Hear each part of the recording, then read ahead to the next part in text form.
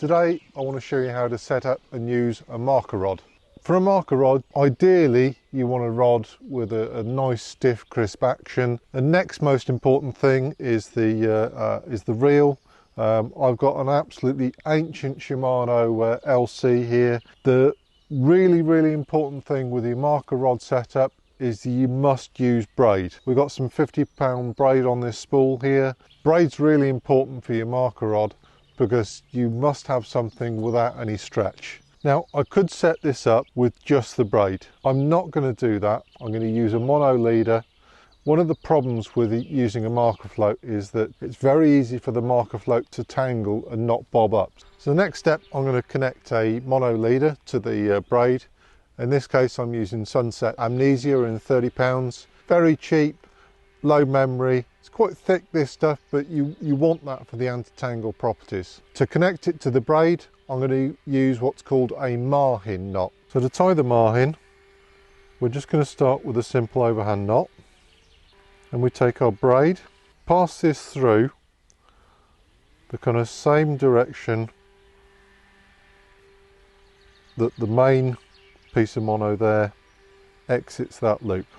And give yourself plenty to work with here. I'm going to pull through 20 centimeters.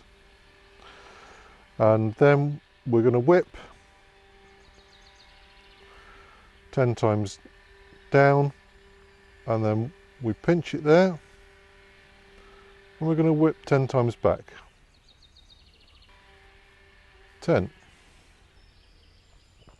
Let the tag end of the braid, we come up through the loop now and exit so that those two bits of braid are exiting exactly the same angle. Now we take the mono tag end and we pull that tight. You might want to put it between your teeth here. Then take the braid and we pull. You want to kind of manage this. There we go. That's going to go down real nice. You can see how that started to cinch up really clean. Once we're in position, wet it. There we go. That's at least 20-25 pound of force on there. So that's what it should look like, tightened down. Two tag ends. Maybe leave about a mil tag, something like that. And then take the braid. You want to cut that pretty tight as well. You don't want a nasty little fluffy tag. You've got to cinch this down fully before you cut the tags, otherwise it's just going to come undone so easily. That's the finished knot. The reason why I like this knot is that you can see it's tapered. So the knot's going to be passing through the rings in that direction, and it grows basically. It's narrower here, it's fatter here, and it just goes through the rings better. Right, once we're happy with the knot, we need to measure off the length of mono that we want. So my arms are that's about 1.5 meters, so 1.5, 9, that'll do. Now all we've got to do is wind that onto the reel. Right, we're going to need a few bits and pieces here. Most importantly, going to need a marker float. Next, we need some kind of run rig kit. This is the Fox one. You've got a buffer bead, run rig and a clip. Then we need a lead. You can buy dedicated marker leads, but to be honest, I've never bothered. All you need is a regular lead for this work. I've got a distance lead here, another great choice, little dumpy pair. So first job, we need to connect the run rig to the quick link, and we take our lead and connect that as well. You can put a silicone sleeve around there. So we're going to pass the tag end of our mono leader through the ring, then take a buffer bead from the small end to the fat end, put the buffer bead on like that, and we're going to take the swivel on our marker float, which is going to do a very simple blood knot. Blood knots work great in heavy mono like this. So 1, 2, 3, that's all we need. Through the loop there, wet it up, pull that down, cinch that down nice, then we can trim the tag end. And we take the buffer bead, put the buffer bead over the swivel, don't push it on too far, you don't want to expose that knot. The buffer bead is there to protect that knot. So the buffer bead is there to take the shock of the lead as it slides down like that. So I put 9 meters of mono here as a leader. You might think that that's well over the top. If I wanted to create a specific long range setup for on a shallow lake, I could take at least 3 meters off the length of that leader. It'd be easier to cast for marker and further out. If I have that leader too short, it could cause me problems when I'm fishing on deeper waters, because I want to be able to that float to pop up all the way. I don't want the marker knot, which is 9 meters back, interfering when I pop up the float. That's going to muck things up. Let me show you why we've taken the time and trouble to put a mono leader on here. If we'd have just had the braid go straight down to the lead like that, what happens is that this twists up. Braid is an absolute terror for this. It'll twist in flight, lock like that, and then the marker float won't pop up, and it's a real pain. Now, one of the reasons why I've used mono is that it just wants to untangle itself. It's got that stiffness, it's got that force that always wants to straighten out that ring, so even if it does tangle a bit, it's always trying to untangle itself.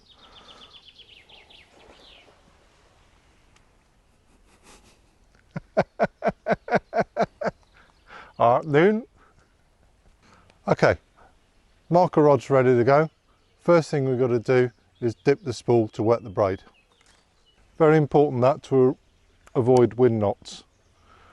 Open the bail arm. Let's give the lead a little lift there to make sure that we're not wrapped around the tip. Choose a far horizon marker.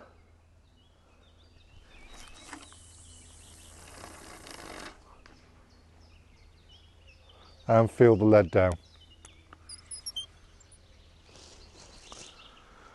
What I'm going to do now, I'm going to drop the rod tip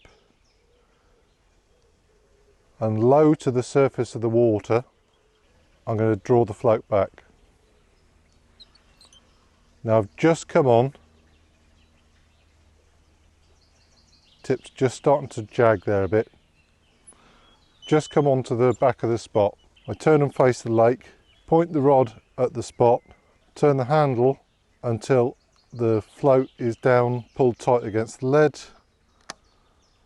flick onto bait runner, and then pop her up.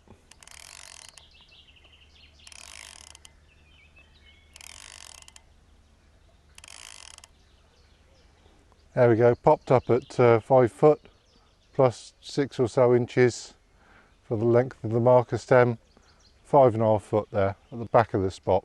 If I want to fish the back of that spot, put it in the clip, wrap it around some distance sticks, transfer that onto my fishing rod, and bam, I'm fishing on the back of that spot. Let's draw back a bit further and find the front of that spot. I'm drawing this along, it's really starting to jag now. It's a very clean spot, this, where it's just been baited and fished and baited and fished, and it's the fish that clean it. What you're looking for when you feature finding is ideally a spot that the fish are keeping clean. Now there we go, I've just gone from jag, jag, jag, jag, jag to the edge of the silt. Pointing the rod back at the spot, bait runner off, 1, 2, 3, 4, 5. Absolutely flat, that spot. I probably dragged that back a good 4 metres, maybe even 5 metres, so it's a massive spot. So now I've got a rough idea of the front of the spot, the back of the spot. If I do a cast to the left and then a cast to the right, we'll start to see how the spot evolves and how wide it is. Always keep the rod low to the water surface when you're doing this. Gives you much better feel of the lead. Just with 3 casts, I know that I've got a spot that I can target, which is 12 square metres. Absolutely huge. Let's try and find something a bit more subtle. Nice little soft thud that. That was about 5 metres to the right of the first cast that I made. I'm just drawing that back. We've got no jag at all. It's not thick and gloopy. That's a nice area of firm, clean silt. Just a fraction of gravel coming through it there. Let's find something that's really horrible and you don't want to fish in. Right, very soft on the drop that. You see how heavy the tip is there. Dragging a lot. Much softer silt, much thicker silt here. Heavy, heavy, heavy. It kind of grips and then slides. You get this kind of stop-go effect to it. So there we go. Simple piece of kit. Set it up right and you'll have no problems whatsoever. Once you've got your information, your left and right and your distances that you can transfer to distance sticks, transfer it onto your fishing rod. When you want to bait up, just put your marker out again, hit that clip, pop it up, bait up to that, wind it in, cast your fishing rod out, and then you won't ever hook up your marker. Today, I'm going to be showing you how I cast accurately, how to hit the clip, and how to feel for that all-important donk. So to start with, I've just got a normal fishing rod here.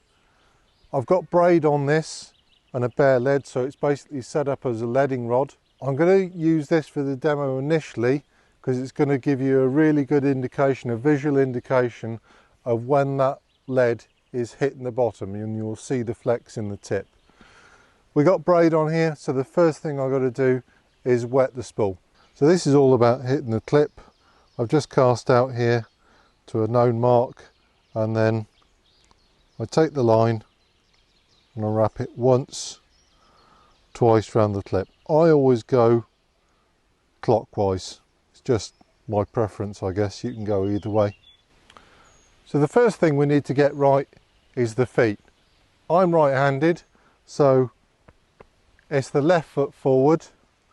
I angle mine at kind of 45 degrees to the spot that I want to cast to. My right hand foot a little bit wider than a shoulder width apart, basically 90 degrees to the bank. We need to get the drop right. Now if I put that up there, you'll see that I'm somewhere between the bottom ring and the spigot.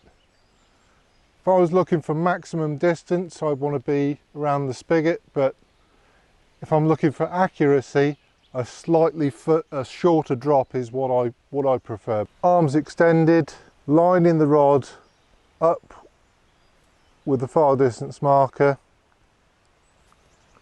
push and pull, hit the clip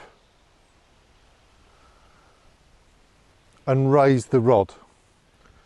So basically I went forward, I pointed the rod at the lead when it hit the clip.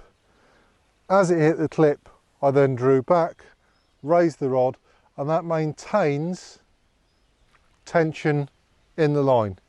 If you lose contact with the lead, if this goes soft, you won't feel the donk. I'm just going to run through that again. Tweak the lead to make sure he's not tangled around the tip. Bail arm open. Arms back and extended. We're pushing with the right hand arm, we're pulling with the left hand arm, and these two hands need to go through in an arc.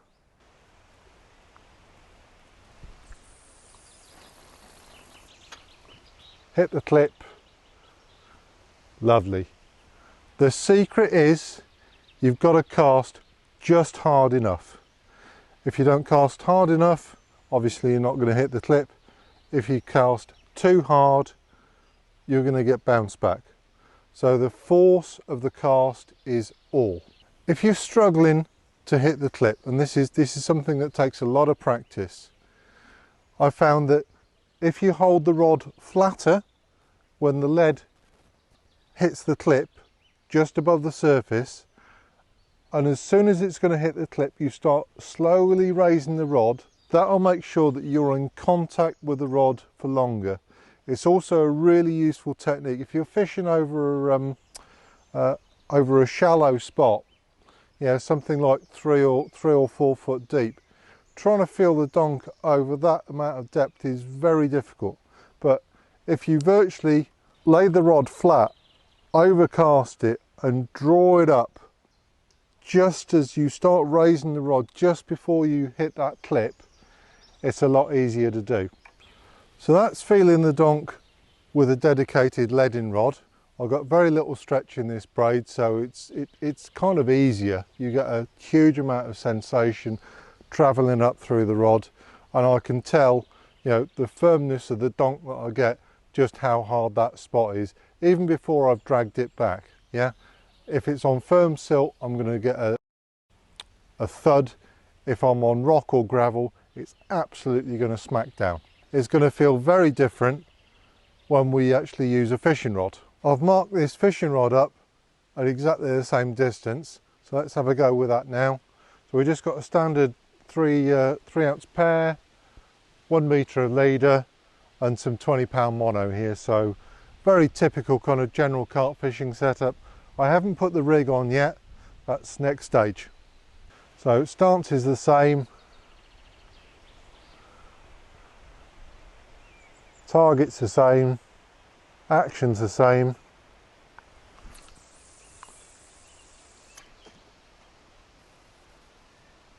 I get much less feel, much less information transmitted through the mono here. Still hit the clip, still felt the donk, but it doesn't feel anything like it does on the leading rod there, I'm fishing mono now compared to the leading rod. I have to use more force to cast this than I do the other one because it's much finer, of course. Because of the lack of the feel I get through the mono, it's much more difficult to tell when I'm landing on very, very hard or slightly softer, You just don't get the information transmitted through the rod. So this is why I like to use a leading rod, so I can be very sure of exactly what's there and what I'm going to land on, and then when it comes to my fishing rod, as long as I hit that clip and the rod finishes at the same angle, I can be very sure of what exactly I'm fishing on. So things changed a lot when we went from a leading rod to a standard fishing rod with mono. Now I'm going to add a rig, and that's going to add even more resistance. So the rig alone will add resistance in the air, so I'm going to have to cast a little bit harder. Also, this rig is going to slow the lead down as it falls through the water, so it's going to fall slower. It gives us a bit more time, but it feels different.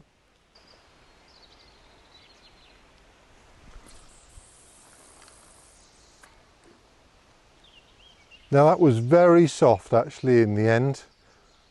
I know it's absolutely bang clean out there, but if it wasn't for the leading rod, I wouldn't really have a lot of confidence whether I'd landed on something hard or soft. So you get a degradation in feedback through the blank as we go from leaded rod with braid, fishing rod with a lead and mono, to fishing rod with an actual rig.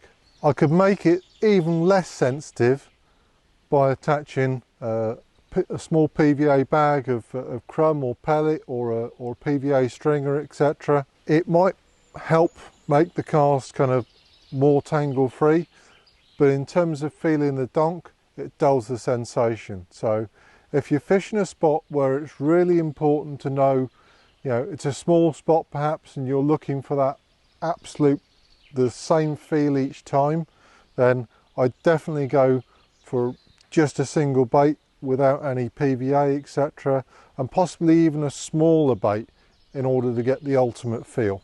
So feeling the donk is a fundamental part of my carp fishing. It does multiple things. First of all, as we've seen, it enables us to tell us what we're fishing over.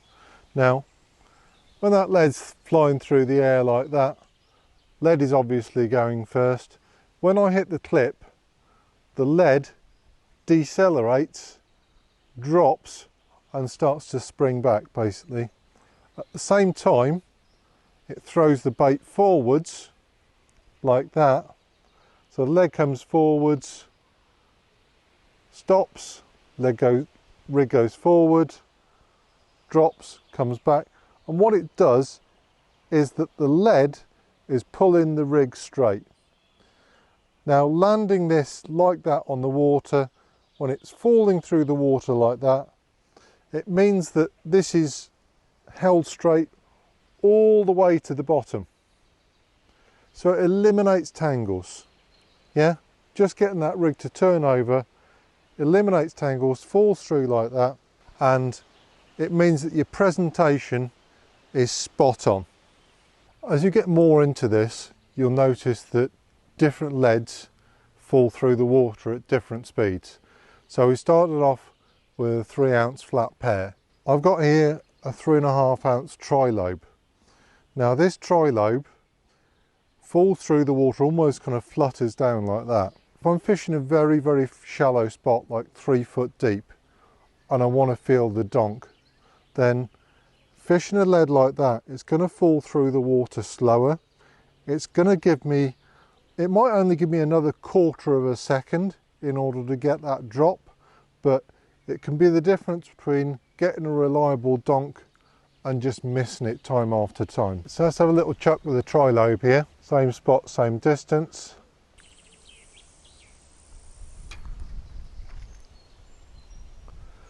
So much slower through the water. Hit the clip the same, depth is the same, everything's the same. Probably took 3 times the length of time for that trilobe to hit the bottom. Got a lovely little donk through the braid here, so specialist leads like that do have a role to play in certain circumstances. In order to be able to routinely and consistently cast accurately, it's very important that our line's in good condition. Getting quite warm today, this spool will dry out very quickly. I'm resting the swim during the day, fishing at night. If you're doing that during a session, here's a great little tip. Take a sweatband, an arm band. This is just one that you buy down the sports shop. Get it nice and wet and fit it over the spool to make sure it's completely soaked all the way through.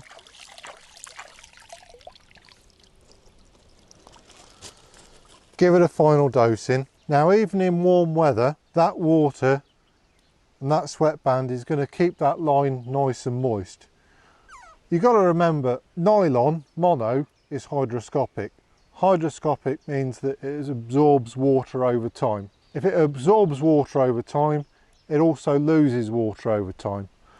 Dry line is coily and horrible to fish with.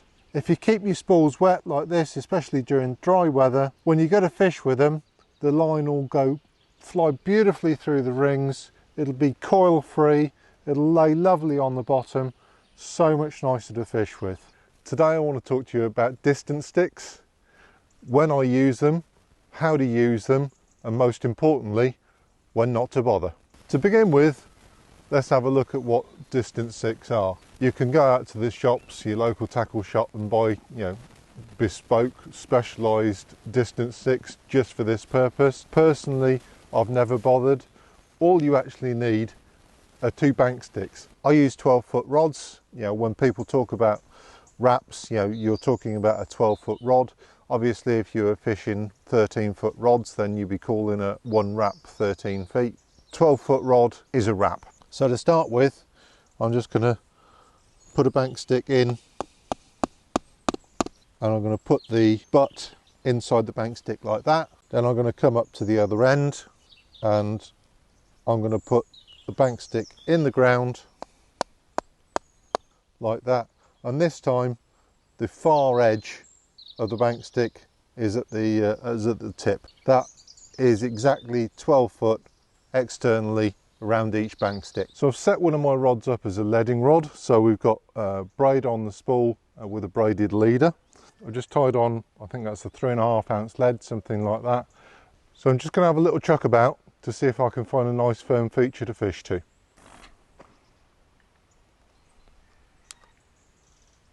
That's lovely, that. That's about the angle that I want the cast to finish at. So I'm going to turn the spool, put the line in the clip. That's always go 2 turns, just in case one of them isn't enough. Flip that up. So I've got 2 points of reference. I've measured the exact distance from this spot to the spot I found out there, and then I know exactly the line of that where that lead landed.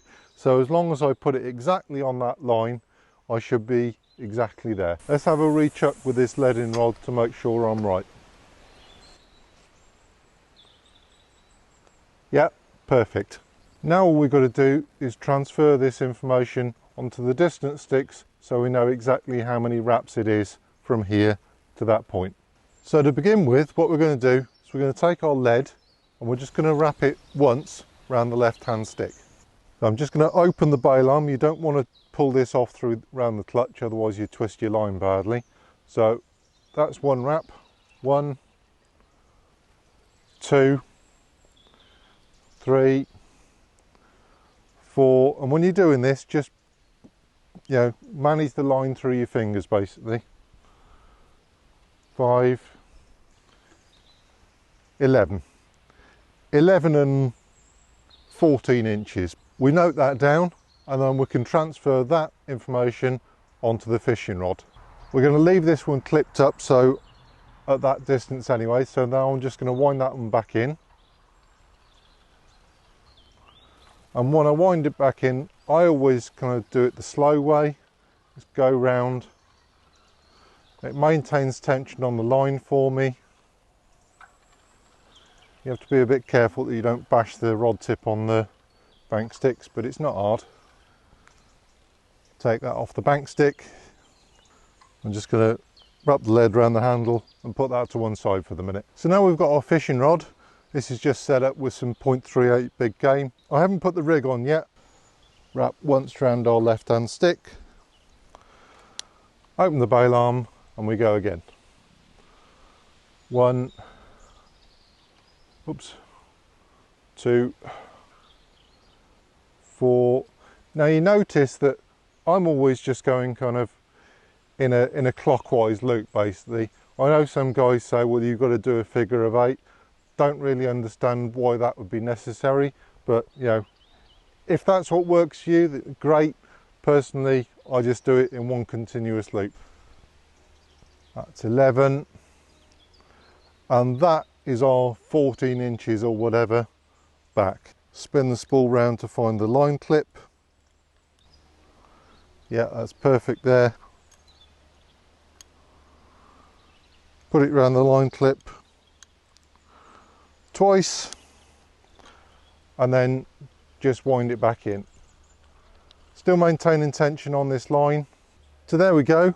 That's our fishing rod set at 11 and a bit wraps. We can either have a practice cast with this now or put a rig on. I haven't put a rig on yet. Let's just have a go and see how that feels. Beautiful. Nice little soft thud there. I know it's actually bang hard, but I'm not going to get the same sort of information transmitted up the mono that I do on the leading rod. Now, you can use a fishing rod just to kind of have a bit of a lead around and mark a distance, etc. Put it in the clip, measure it on your distance sticks. The reason why I use a leading rod is that it's much more sensitive. Braid has no stretch, So when I'm looking for these subtle features and the subtle difference between gravel and sand and firm silt, etc., I get much more information through the leading rod. That's why I use one. I'm on the money there. All I've got to do is wind that back in, clip a rig on, put it out and set a trap. Right, back at the rig table. Get one of my prepared rigs out my box. Always check the hook to make sure it's perfectly sharp to start with. Beautiful that is. No point in fishing with a blunt hook. So you might notice I don't bother to use quick links anymore. I just do a loop to loop connection, so we've got a loop in the hook link, and I just make sure that that loop is big enough so I can pass my bait and hook through, and then tighten him down like that. And that's a quick link basically. Quick link without metal. That's nice. Let's get him on the money, see if we can bag us a carp. As long as I stand in exactly the same position, as long as left to right I'm aiming in the same position, as long as I hit that clip just hard enough and hold the rod at the right angle, that lead is going to crack down on a nice little spot I found. The other thing I've got to factor in, because I've got a bait on now, it's going to take slightly more force on the cast in order to get it through the air.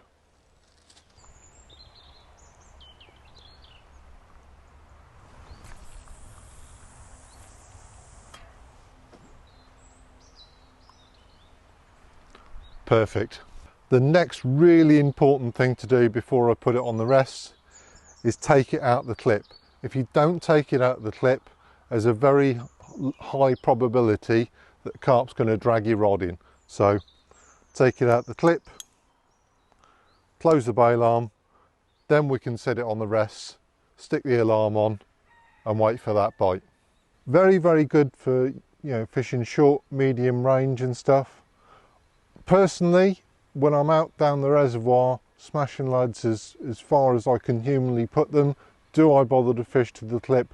No, it really doesn't matter. I'm just trying to get out there in the zone. I also find on the bigger reservoirs, when we've got a lot of crosswind and stuff, that if you are trying to hit the clip, when you do so, if you get a big gust of wind, the lead is going to move off, many meters to the right or the left, depending on what the wind's doing anyway. So I just don't bother. I just want to get them out there. For short to medium range fishing, distance sticks are really useful and they form a regular part of my angling. For years and years and years, I've been carrying around a spod rod, a marker rod and a separate leading rod. That's 3 rods doing 3 different jobs. I'm going to simplify it to create one setup that's going to do everything I need it to do. So I'm just going to run through the basics of what my new setup is going to be. I've got my old Shimano CI4 here, that's the 10,000 version. On the rod front, I'm going to use this Nash X350, that's one of the X series rods. 3.5 pound test curve rod. It's one of the 10 footers. Yeah, it could be a 12 foot, could be a 13 foot, doesn't really matter.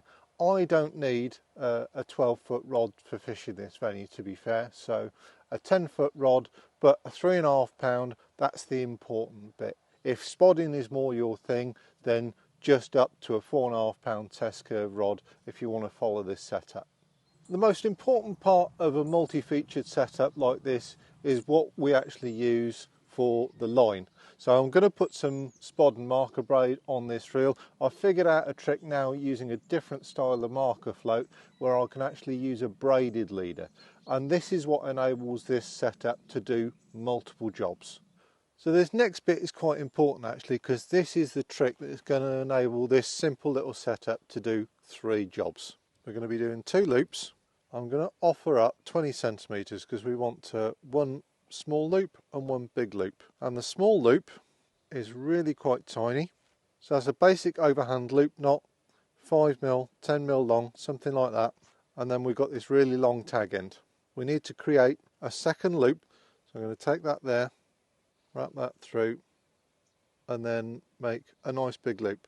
So small loop and then a secondary loop directly behind it. I'm just going to put a rig puller in that small loop there. Give it a bit of a nip. Bit on that as well. I'm then going to trim off that tag end.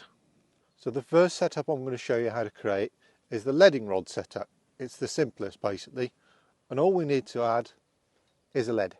So this is just a regular 3-ounce pear lead, and we take our small loop and pass it all through there. Then we open up the second loop, put the lead through and pull that back until it wraps around like that. So that's just a loop-to-loop connection with a little tag end actually. So that's the reason for this second loop, because if I want to undo that, all I've got to do is pull on that and I can take it off.